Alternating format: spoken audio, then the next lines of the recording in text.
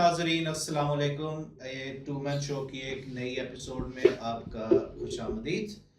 बहुत शुक्रिया आप लोगों का जिन्होंने पिछली एपिसोड देखी, उससे लाइक किया, उससे शेयर किया अपने दोस्तों के साथ। और बहुत शुक्रिया आप लोगों का जिन्होंने हमें सजेशंस दी ताकि इस शो को हम मज़ीद कैसे बेहतर कर सकते हैं। एक मरतबा फिर आपके साथ मैं मुगान जलील, मेरे साथ शहजाद शेख। और अगर आप लोगों ने हमारी लास्ट एपिसोड नहीं देखी तो उसकी लिंक इस वीडियो की डिस्क्रिप्शन में आप देख सकते हैं। वो भी एपिसोड ज़रूर देखिए ताकि आप सारा टू मैन शो देख सकें। और घंटी को हाँ नोटिफिकेशन वाली घंटी भी साथ बजा दें ताकि जो ही हम कोई नया वीडियो अपलोड करें आपको खबर मिल जाए। और टू मैन शो की एक इस चैनल के ऊपर अपनी प्लेलिस्ट है। इसके अलावा ट्रैवल व्लॉग्स भी हम लोग अपलोड करते हैं, जो आप देख सकते हैं। और एक नॉर्वे टू पाकिस्तान सीरीज चल रही है जिसके ऊपर थोड़ी थोड़े अरसे बाद नई वीडियो आती रहती है। वेरी नाइस सर मगान, बड़ा अच्छा इंट्रोडक्शन आपने दिया।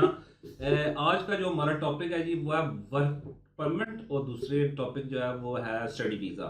यासिर अब्बास साहब हैं जी, हमारे दोस्त हैं, जिन्होंने कमेंट किया था। उन्होंने कहा था कि आप थोड़ा सा इन्फॉर्मेशन दें, जो काफ़ी सारे लोग हैं जो पढ़ना चाहते हैं नॉर्वे के अंदर या किसी भी दूसरे मुल्क में। हम आपको इन्फॉर्मेशन दे सकते हैं नॉर्वे के अंदर कि कैसे पढ़ सकते हैं। इसके लिए हमने एक एक्सपर्ट बुलाए हुए हैं जो आपको थोड़ी सी इन्फॉर्मेशन देंगे। उनका तारुफ अभी आपसे कराते हैं। उससे पहले बता दें कि जिन लोगों ने वीज़ा लगवाना है उसमें जो सबसे ज़्यादा चीज़ें ये होती हैं कि कैसे लगवाना है, किस तरह लगवाना है, कौन सी स्टडीज़ हैं और किस तरह लगना है। इस सिलसिले में हम अपने जो गेस्ट हैं सैयद जवाद हैदर, वो हमारे साथ बैठे हैं। Jawad, welcome to the show. Thank you very much.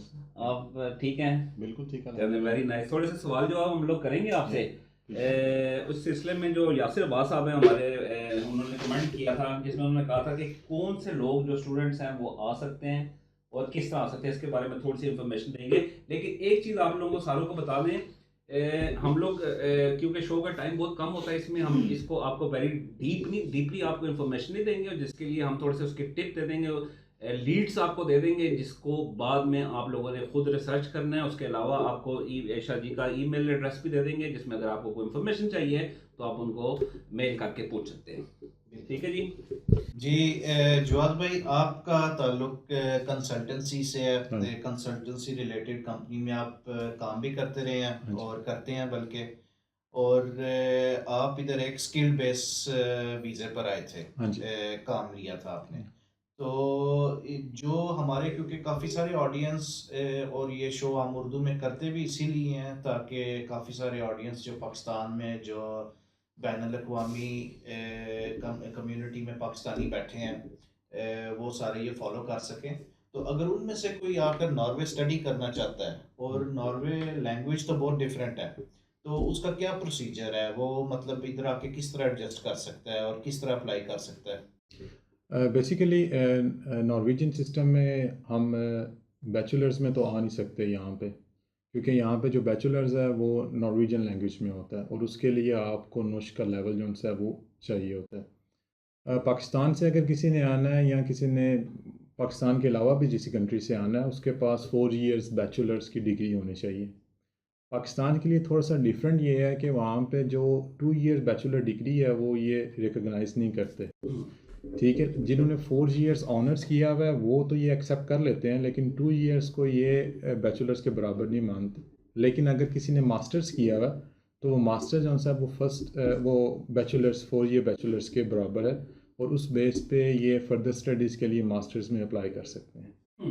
और इसकी कुछ रिक्वायरमेंट्स हैं स्टडी रिक्वायरमेंट से पहले आप थोड़ा सा ये बता दें कि जो मास्टर्स जो जिसको बीए ऑनर्स कहते हैं, हाँ जी, बीए ऑनर्स करना है, उसके लिए जिन्होंने बीए ऑनर्स किया था उनके लिए ये वीज़ा की है।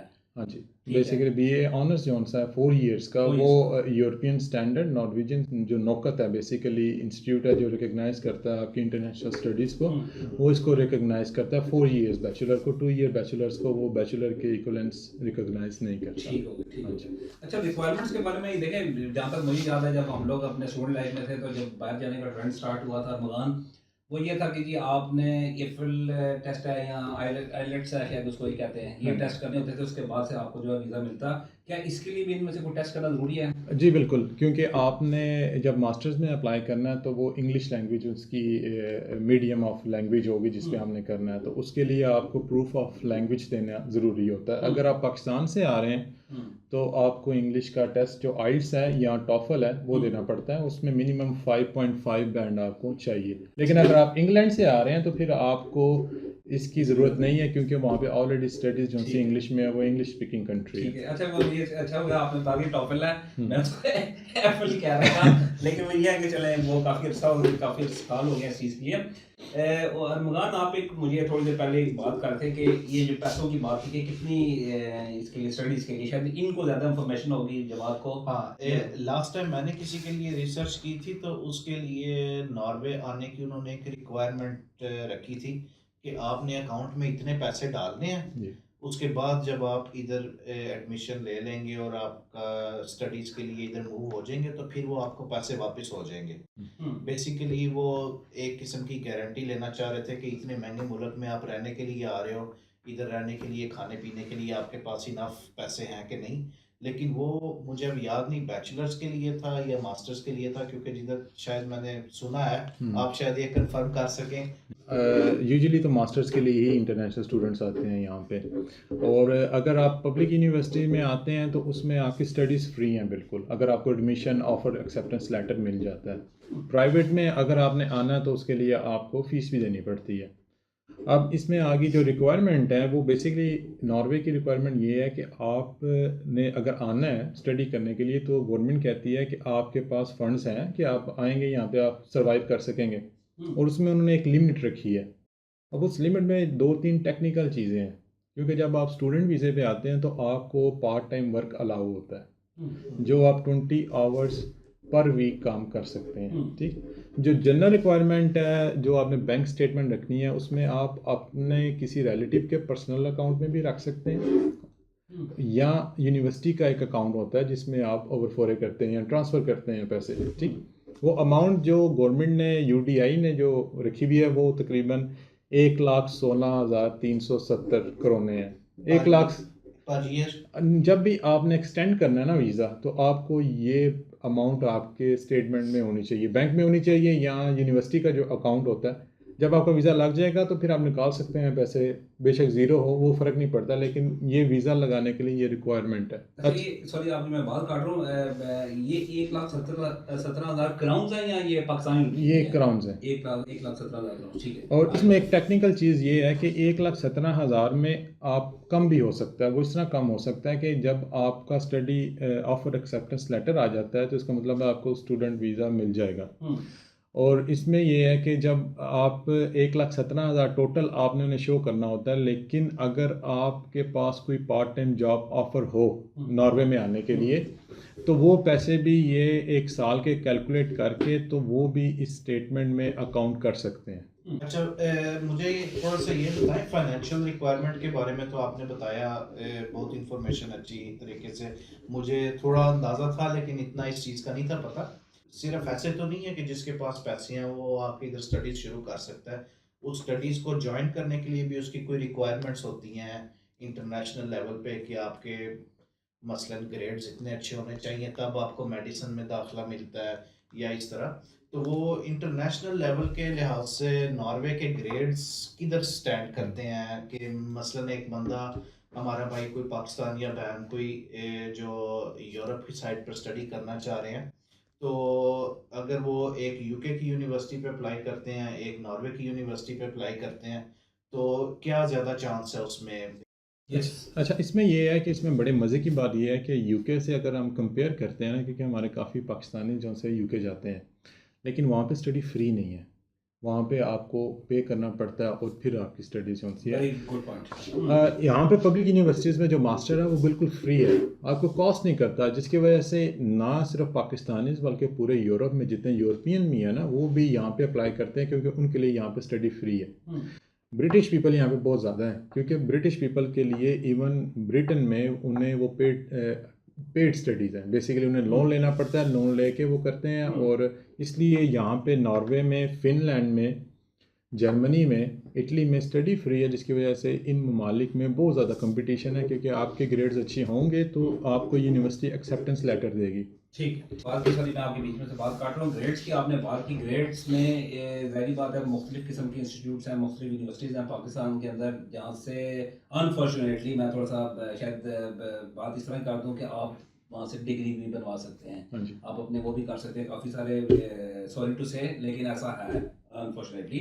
मुझे सिर्फ ये बताइए कि क्या डिग्री किसी जगह से रिकगनाइज करवानी पड़ती है पाकिस्तान में, जो ये लोग चेक करते हैं, कंट्रोल करते हैं उनका? बिल्कुल बिल्कुल, आपके जितने डॉक्यूमेंट्स हैं, जितने स्टडी डॉक्यूमेंट्स हैं, आपको वो HEC जो हायर एजुकेशन कमीशन है पाकिस्तान का, वहाँ से सारे आपको अटेस्ट करवा के, अथोराइज करवा के फिर आपको भेजने होते हैं। हर यूनिवर्सिटीज़ की अपनी अपनी एक रिक्वायरमेंट है, लेकिन सारी यूनिवर्सिटीज़ की ये बेसिक रिक्वायरमेंट है कि आपके जितने भी डॉक्यूमेंट्स, स्टडी डॉक्यूमेंट्स हैं, वो सारे HEC से रिकॉग्नाइज हों, फिर वो एक्सेप्ट करेंगे। और जो यूनिवर्सिटी है आपकी, ऑब्वियसली वो HEC से रिकॉग्नाइज होगी तो आपके वो डॉक्यूमेंट्स ऑथोराइज होंगे और तब आप अप्लाई कर सकते हैं।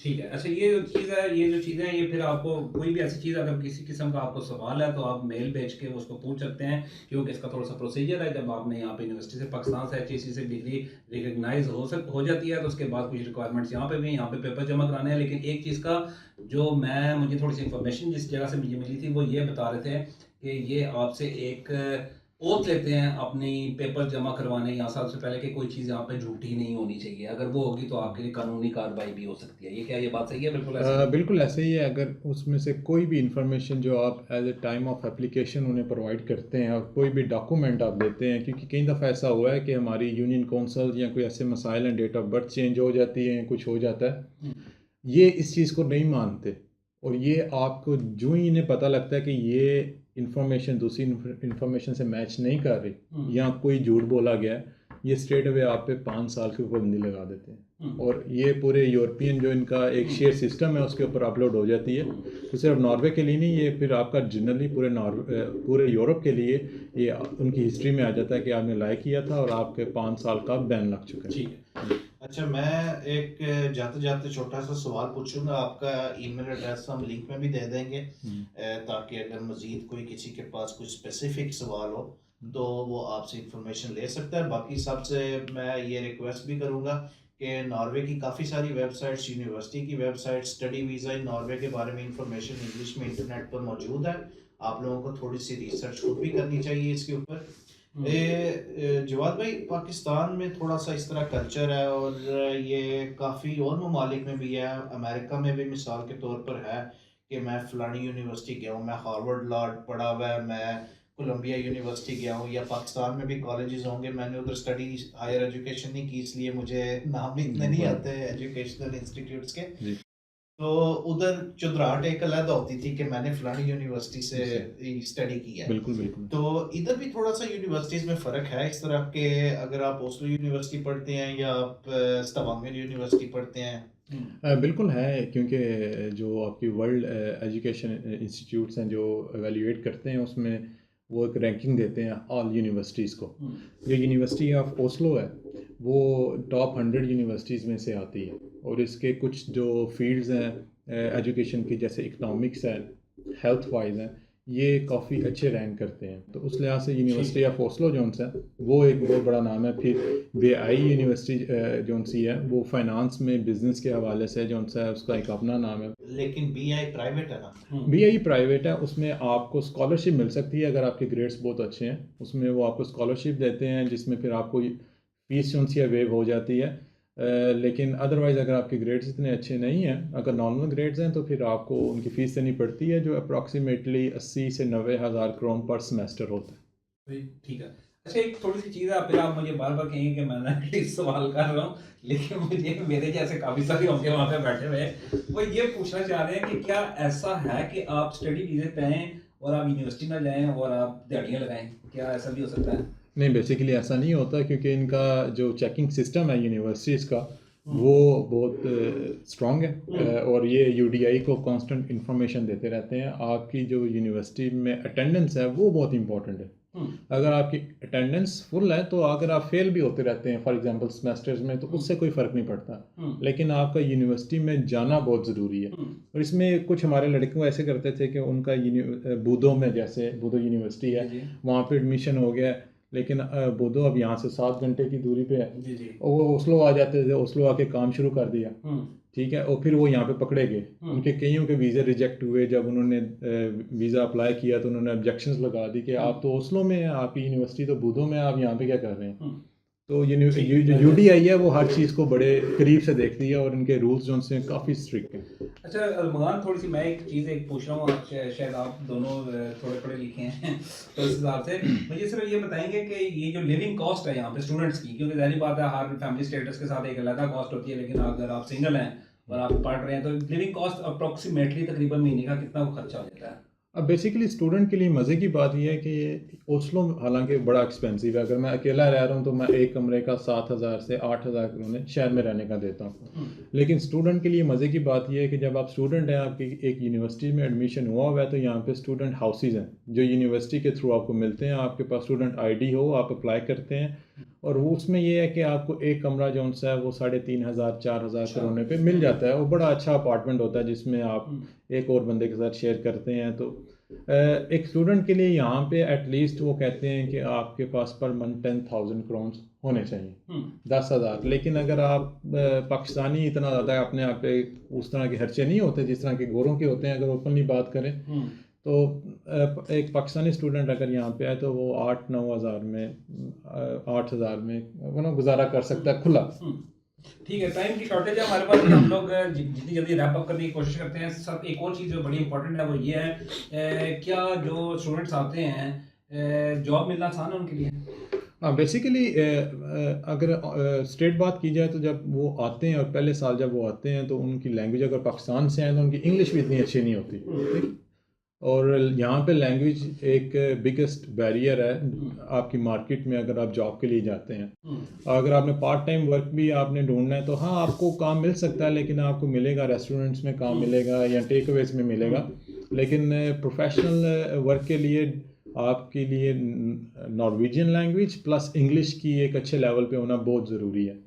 आफ्टर डिग्री तकरीबन 85% चांसेस होते हैं, 80 से 85% के आपको कोई ना कोई जॉब ऑफर मिल जाती है। वेरी नाइस जी, 80 से 85% है चांसेस हैं कि अगर आप यूनिवर्सिटी आपने अच्छे स्टूडेंट, ब्राइट स्टूडेंट है तो आपको काम यहीं पे मिल जाता है। अरमान, हम लोग ट्रोम्सो गए थे, वहाँ पे काफ़ी सारे हमें लोग मिले थे स्टूडेंट्स पाकिस्तान से। बड़ा अच्छा लगा था हमें वो देख के। ट्रोम्सो की भी वीडियो हमने रखी है वहाँ पे, आप लोग देखेंगे। तो ये PhD का जवाब क्या उसका स्टेटस है कि वो, क्या सुना है मैंने कि वो पैसे पेड PhD होती है यहाँ पे? हाँ जी, पोस्ट एजुकेशन जो उनसे डॉक्टरेट है बेसिकली आप जब करते हैं यूनिवर्सिटी में तो यूनिवर्सिटी में आज आप as a employee of university होते हैं, ठीक है। इसमें आपको यूनिवर्सिटी पे करती है, लेकिन PhD कोई हालाजी का घर नहीं है कि आप अप्लाई करेंगे और आपको एडमिशन मिल जाएगा या वो आपको एक्सेप्ट कर लेंगे। इसमें आपके मास्टर्स में सब में A ग्रेड होना चाहिए। अगर आपके एक सब्जेक्ट में भी B ग्रेड है तो आप एलिजिबल नहीं है PhD के लिए। अगर आप सिलेक्ट हो जाते हैं तो फिर आपको यूनिवर्सिटी जो सी है वो बाकायदा पर मंथ स्टाइपेंड होता है जो देती है, वो अप्रॉक्सीमेटली 30,000 से और 35,000 के दरमियान होता है। और इसमें आप PhD जब करते हैं तो आप 3 साल की टेन्योर के बाद आप परमानेंट रेजिडेंट अप्लाई कर सकते हैं। अच्छा, ये बड़ी अच्छी आपने बात की परमानेंट रेजिडेंस की, कि ये जो PhD है यानी कि जॉब है उसमें आप बाद में अप्लाई कर सकते हैं। थोड़ा सा मुझे ये बताएं कि PhD जिस एज में इंसान करता है नॉर्मली उस एज में बंदे की शादी होती है, बच्चे हो जाते हैं, तो क्या ये फैमिली स्टेटस मिलता है उस PhD वाले को कि वो अपने बच्चे और बीवी बच्चे भी साथ ले आए? देखें, फैमिली स्टेटस तो एक बंदा जो स्टूडेंट वीज़ा अप्लाई करता है, अगर वो शादीशुदा है और उसके पास उसने यूनिवर्सिटी में अप्लाई किया है और उसको ऑफर लेटर मिला है और वो अपने वीज़ा अप्लाई करने के साथ अपनी फैमिली का भी वीज़ा अप्लाई कर सकता है। अच्छा, वेरी नाइस। तो वो पहली दफ़ा अगर आएगा तो अपनी फैमिली को भी साथ लेके आ सकता है। तो PhD वाला तो ऑब्वियसली अगर उसका मिली है तो वो तो ईजीली लेके आ सकता है, लेकिन मज़े की बात यह है कि स्टूडेंट भी अपनी पूरी फैमिली को लेके आ सकता है अपने साथ, फर्स्ट टाइम भी अप्लाई कर सकते हैं। तो इसमें कोई इतना एक और क्वेश्चन जी, थोड़ी मैं आपकी बात काट रहा हूँ, मैं फिर मदद करता हूँ कि हमारे टाइम की शॉर्टेज की वजह से हमें उसको जल्दी रैप अप करना है। जब आपकी स्टूडेंट्स आप आ गए हैं, आप मास्टर्स कर रहे हैं और आपकी वाइफ को भी वीज़ा मिल जाता है यहाँ पे, तो क्या वो काम कर सकती हैं? हाँ जी बिल्कुल।